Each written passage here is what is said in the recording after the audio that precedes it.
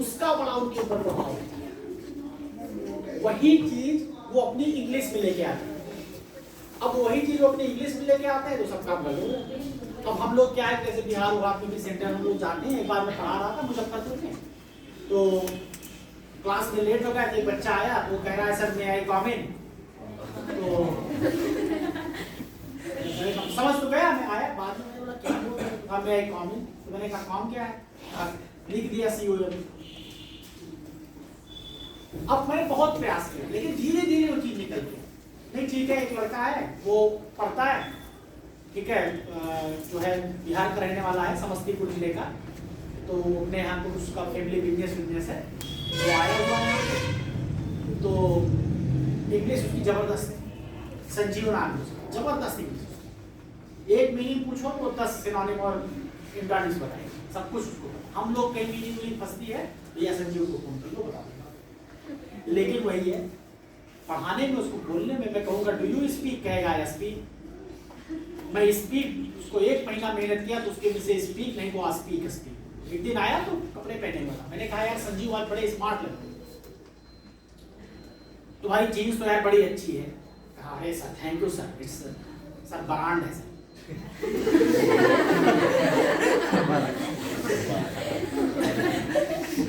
ऐसे मेरे को नहीं हंसी आई।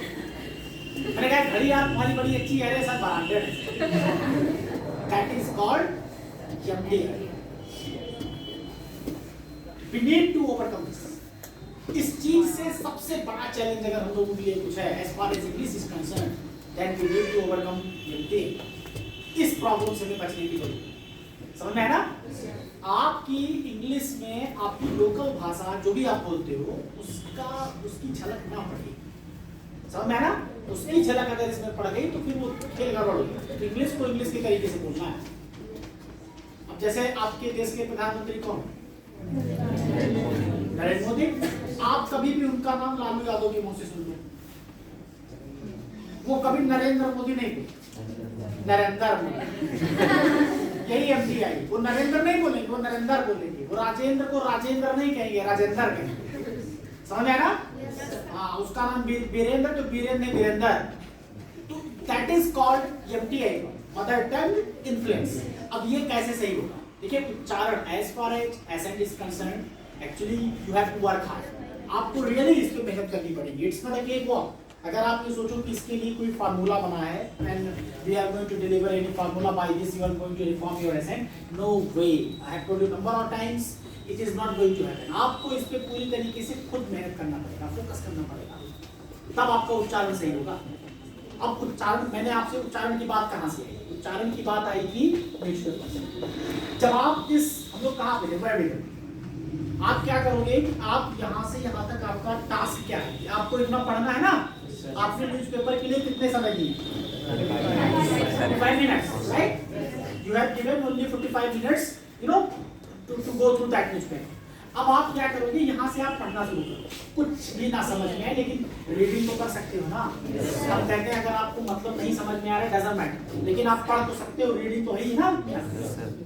आपने क्या किया कि आपने, अब जैसे आपने पढ़ा कोरोना वॉरियर्स, अब आपको वॉरियर्स का मतलब मालूम नहीं पता, तुरंत आप क्या करो कि वॉरियर वर्ड उसमें एक डायरी पेन तो रखे हो ना साथ में, डायरी पेन रखे हो नहीं रखे? आपने क्या किया कि वॉरियर वर्ड्स आपने अपनी डायरी में नोट कर। इस तरीके से जब आपने पढ़ा तो आपने क्या पाया कि कुछ वर्ड्स आपको आते भी थे लेकिन ज्यादा वर्ड्स आपको नहीं आए। कुछ के मतलब सेंटेंस के समझ में आए, कुछ के सेंटेंस समझ में आपको सिर्फ 5% समझ में आया, 95% समझ में। जो भी 5% आपको क्यों समझ में आया अमेरिकन की बताओ, क्योंकि इतना पढ़ रहे हैं तो मूल्य थोड़ा पता है। चलो ठीक है, आज आपने कितने वर्ड्स ध्यान किए? अब मान लीजिए आपने क्या किया, इतनी मेहनत के 45 मिनट के बाद आप इसको जब पढ़ोगे तो आपको पढ़ने में मुश्किल से मैं बताऊं 25 मिनट लगेगा। समझ में आया ना? 20 से 25 मिनट आपको लगेगा इसको पढ़ने में। पढ़ने के बाद आप इसको ऐसे रख दो ठंडे बस में, कोई मतलब नहीं। अब आप अपनी डायरी की तरफ देखो, राइट?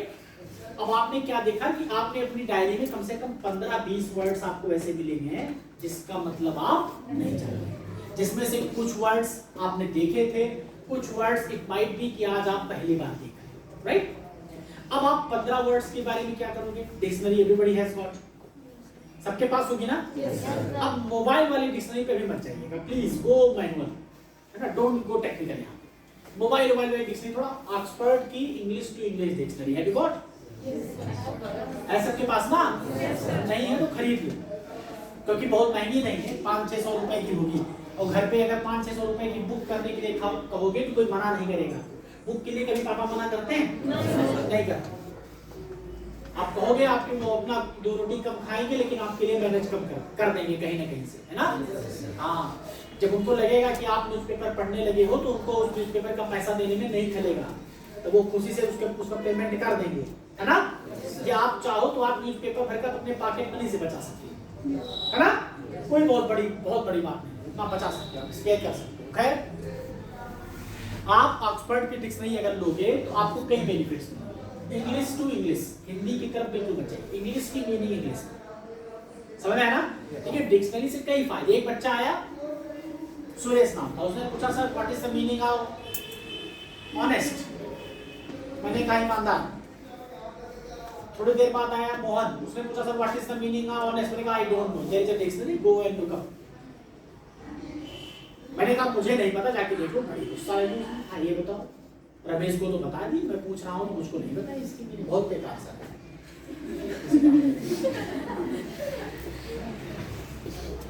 नहीं, जब उसने उसको बेकार कहा तो आपको बहुत अच्छा लगा? नहीं, हंस रहे हो आप लोग। तो मोहन ने क्या किया, गया डिक्शनरी उठाया।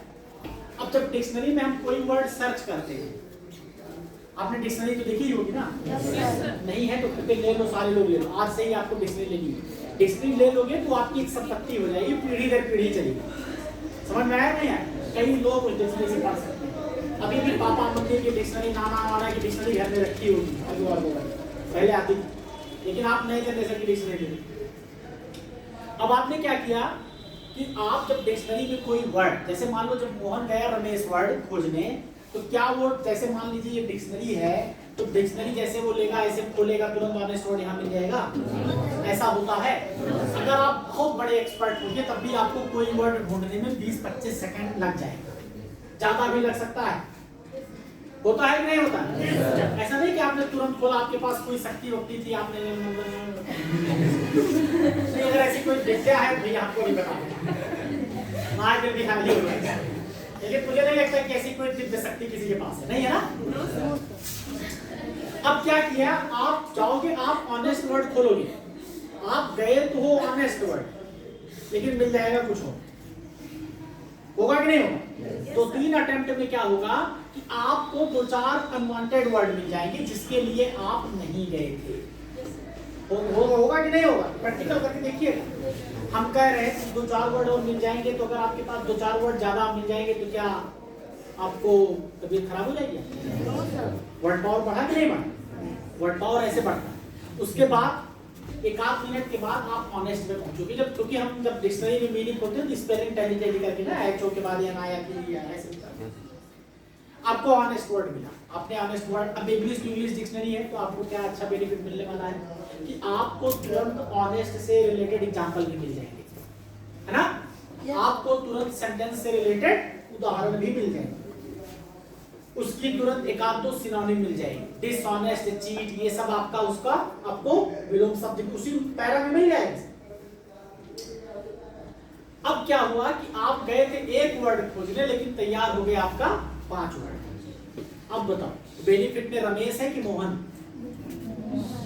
मोहन है ना?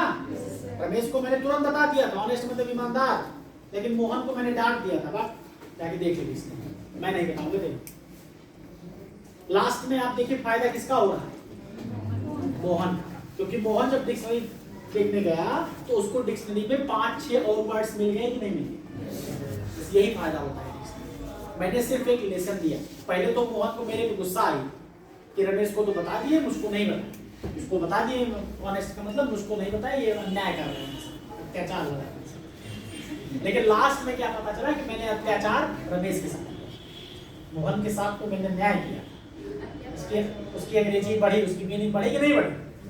तो आप क्या करोगे, ये सेम चीज आपके साथ होने वाला है। सेम चीज आपके साथ होगा कि नहीं होगा? क्योंकि आपने जो 14-15 वर्ड आपने नोट किए हैं, वो 14-15 वर्ड आप उसकी एक एक मीनिंग तलाश के उसको लिखोगे आप डिक्शनरी, राइट? उसमें डायरी में करोगे कि नहीं करोगे? करोगे ना?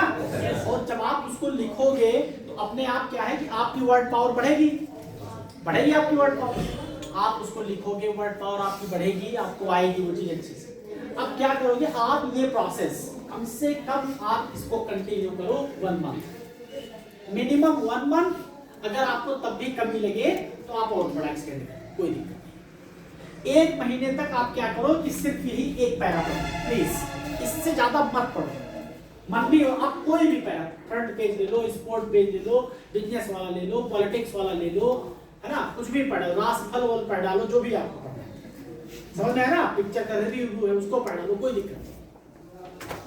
आपने क्या किया कि आप 1 महीने के बाद अपने आप को कहां पाओगे कि आपके पास 300-400 वर्ड की एक अच्छी खासी स्ट्रेंथ आपके पास होगी, एक अच्छा खासा वर्ड और आपका तैयार हुआ कि नहीं? और वो वर्ड्स कहां से थे? राइट? वो वर्ड्स कहां से थे? समझ में आया कि नहीं आया? वो वर्ड्स न्यूज़पेपर से। और आपको क्या करना है कि अगर वो वर्ड आपको जैसे 8-10 वर्ड मिले हैं तो कोशिश करो कि अगले दिन जब आप सेंटर पे आओ तो जीडी उडी के दौरान उन वर्ड्स को यूज करो। समझ में आया ना? जैसे वॉरियर्स मतलब आपको योद्धा पता चला तो कोशिश करो कि योद्धा वर्ड आप 2-4 बार आप इसको तैयार करो, आप 2-4 बार इसको बोल लो। जब 1-2 बार आप बोल लोगे, बच्चों के साथ शेयर कर लोगे तो अपने आप वो चीजें और अच्छी से कंठस्थ होगी कि नहीं? अब आपने क्या पाया, अपने आप को ज्यादा देखा, धीरे धीरे आपकी क्षमता बढ़ेगी। और 1 महीना जब आप करोगे ना, फिर आपकी रुचि जगने लगेगी। क्यों जगेगी? क्योंकि आपको समझ में आने लगेगा। क्योंकि न्यूज़पेपर की एक कहानी होती है, कहानी न्यूज़पेपर्स की होती है कि इनके वर्ड्स पेट होते हैं। समझ में आया ना? अगर आपने 2-3 महीना लगातार न्यूज़पेपर पढ़ लिया, जैसे आपने टाइम्स ऑफ इंडिया 2-3 महीना पढ़ लिया, तो कभी भी जिंदगी में टाइम्स ऑफ इंडिया की वोकैब्स नहीं फंसेगी आप। क्यों? क्योंकि वही वर्ड्स बार बार घूम फिर के सारे न्यूज़पेपर की अपनी अपनी वोकैब्स होगी। टाइम्स ऑफ इंडिया की अलग होगी, द पायनियर की अलग होगी, हिंदुस्तान टाइम्स की अलग होगी, द हिंदू की अलग होगी। तो आपको क्या करना है, फिर ये जो मीनिंग वाली समस्या फंसती है ये आपकी 70% सॉल्व हो जाएगी। 100 तब भी नहीं होगी, 100 की गारंटी मैं कहीं नहीं लिया, क्योंकि अपडेटेड वर्ड्स आते रहते हैं ना, इसके लिए तो आपको अपडेट रहना पड़ेगा। लेकिन हम कह रहे हैं 70% क्या कम है? अगर 70% आप काबू पा लोगे ना तो बहुत बड़ी अचीवमेंट है आपकी। और धीरे धीरे क्या होगा कि आपका इसमें इंटरेस्ट जगने लगेगा। धीरे धीरे क्या होगा कि आपकी रुचि इसमें जगने लगेगी, और जब इंटरेस्ट जगने लगेगा तो उस काम को आप करने लगोगे, आपके समझ में आने लगेगा। 3-4 महीने बाद क्या होगा कि ये आपकी हैबिट पड़ जाएगी। फिर ऐसी हैबिट पड़ेगी कि सुबह की चाय बिना न्यूज़पेपर के आप पी नहीं पाओगे। समझ में आया कि नहीं? और आप क्या कर रहे हो, आप एक तीर से ना कई सारे शिकार करने जा रहे हो। क्यों? क्योंकि आपका जीके अपने आप अपडेट होता चला जाएगा, किसी भी टॉपिक पे बात कर सकते हो, है ना? आप सोचिए, नॉलेज भी तो आप गेन कर रहे हो, अंग्रेजी तो जो हो रही हो तो हो ही रही है, लेकिन उसके साथ साथ आपकी कितनी नॉलेज बढ़ रही, किसी भी टॉपिक पे आप बात कर रहे हो। लगातार आप इस प्रोसेस को धीरे धीरे आप क्षमता बढ़ाते जाओ। ये आपका तैयार हो गया, आपको हर बार न्यूज़पेपर की हेडिंग समझ में आने लगेगी। उसके बाद आप और बढ़ाओ, पूरा पढ़ो, फिर पन्ना पलटो, है ना? फिर इसको धीरे धीरे आप क्या करो, अपना दायरा बढ़ाते चलो। समय आपको चाहिए, उसके बाद जब भी पाओ पढ़ो, ना सुबह का